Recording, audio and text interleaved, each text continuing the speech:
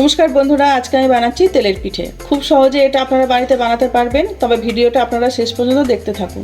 এখানে আমি খেজুর গুড় দিলাম, এখানে আমি খেজুর গুড় দিয়েছি,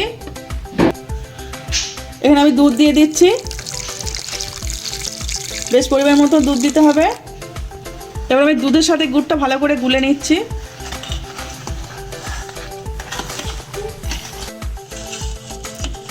দুধ আর গুড়টা আমার ভালোভাবে মেশানো হয়ে গেছে।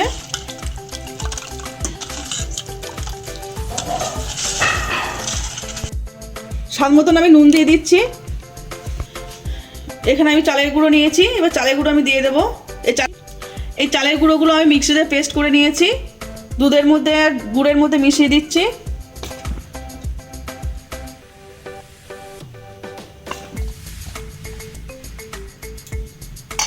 এবার এটা আমি মিশিয়ে নিচ্ছি।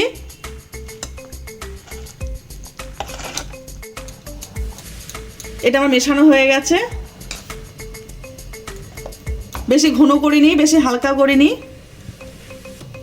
এরকম ভাবে করেছি আমি।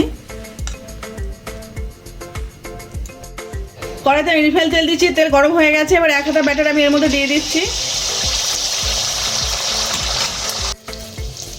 দেখুন কি সুন্দর ফুলে উঠেছে।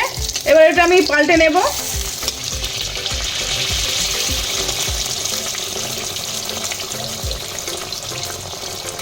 এবার এরকম ভাবে আমরা সব তৈরি করে নেব।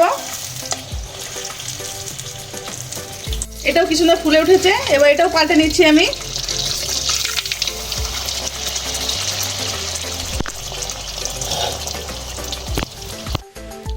আমাদের তেলের পিঠে একদম রেডি।